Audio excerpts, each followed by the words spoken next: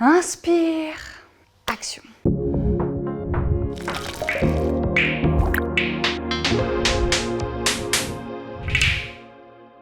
Aujourd'hui, on vous parle des cadeaux, d'anniversaire, de naissance, de Noël. Ah, la frénésie de Noël. Courir partout, à droite, à gauche, pour trouver le cadeau parfait et consommer toujours plus, dépenser plus. Est-ce vraiment cela l'esprit de Noël en particulier et des cadeaux en général? On se pose la question aujourd'hui avec vous.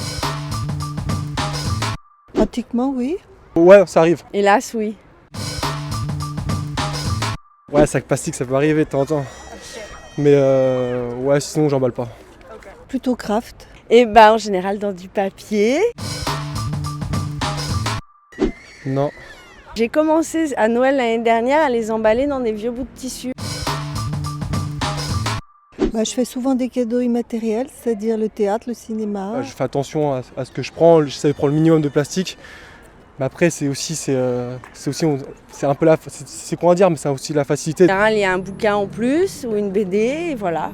Et un disque, un vinyle. Offrir reste un moment magique et il faut préserver cette magie astucieusement. Il n'est pas nécessaire de tomber dans l'extrême et de plus rien s'offrir, hein. C'est pas le but, on peut privilégier la surprise et la qualité des objets plutôt que la quantité. En France, ce ne sont pas moins de 61 millions de jouets qui sont vendus pour Noël. 61 millions. Je ne sais pas si vous réalisez. Une personne offre en moyenne 8 cadeaux. 54% des gens font leur achat à la fois en ligne et en magasin. C'est Amazon qui va encore bien profiter ce mois de décembre. Renseignez-vous sur ses conséquences dramatiques, autant écologiques que sociales. Néanmoins, une bonne nouvelle semble pointer le bout de son nez. Un millénial sur deux serait adepte du DIY, do it yourself, et déclare fabriquer la majorité de ses cadeaux lui-même. Par pingrerie, niveau de ressources ou réelle conscience, peu importe en fait, tant qu'on évite cette gabegie. L'occasion est souvent associée à des produits vieux, abîmés, sales et déprimants. Mais il est temps de changer tout cela. Vous possédez un objet que vous adorez mais que vous n'utilisez jamais, offrez-le, rendez quelqu'un heureux avec. Partagez des livres et des films que vous avez aimés par exemple. Et plus nous serons à le faire avec amour, mieux ce sera accepté et donc acceptable. Parce que la pression sociale, malheureusement, elle est très forte dans ces cas-là, ne serait-ce que sur l'acte d'offrir. Doit-on toujours offrir quelque chose de matériel, quelque chose qui s'échange en monnaie? Pas forcément en fait. Sortez des idées reçues, libérez-vous.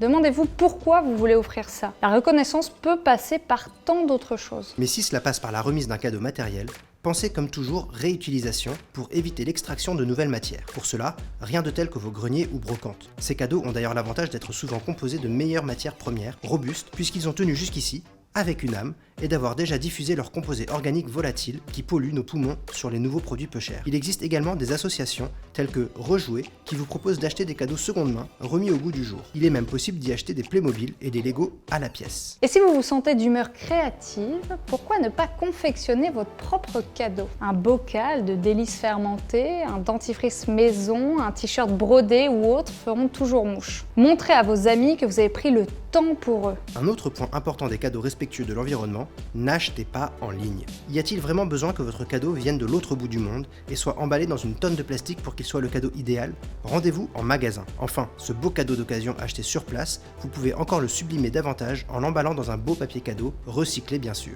Même pas nécessaire de l'emballer dans un beau papier cadeau recyclé qui finira tout déchiré et jeté à la poubelle avec tous les autres déchets occasionnés au cours de Noël, même si vous en réutilisez certains. On gâche chaque année près de 20 tonnes de papier cadeau en France.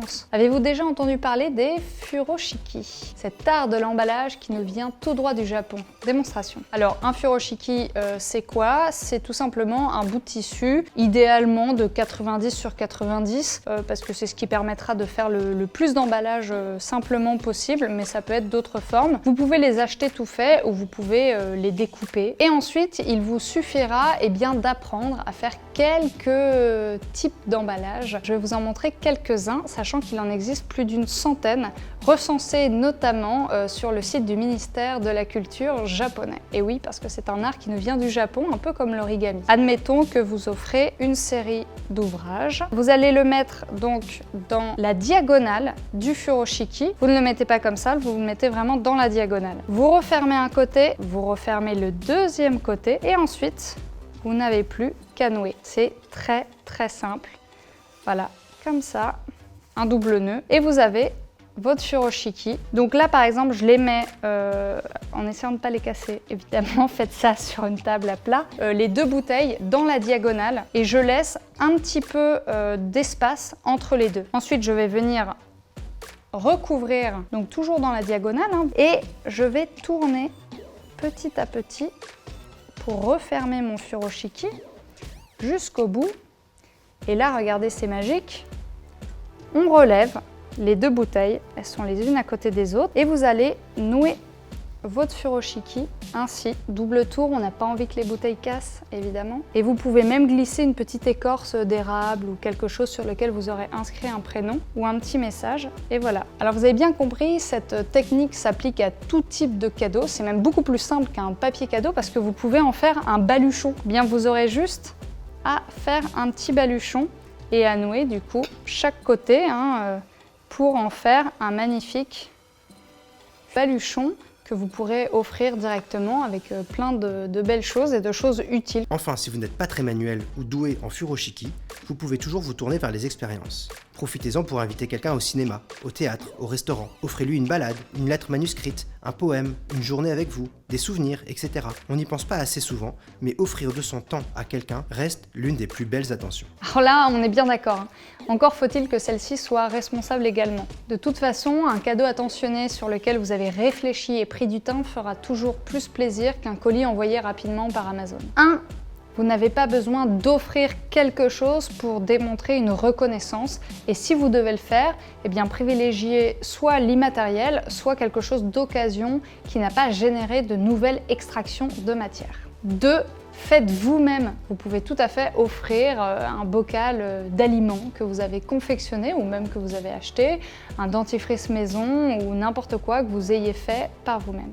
3. Achetez en magasin proche de chez vous. Ne faites pas faire à vos colis des milliers de kilomètres tout autour de la planète pour arriver jusqu'à chez vous et souvent suremballés. 4.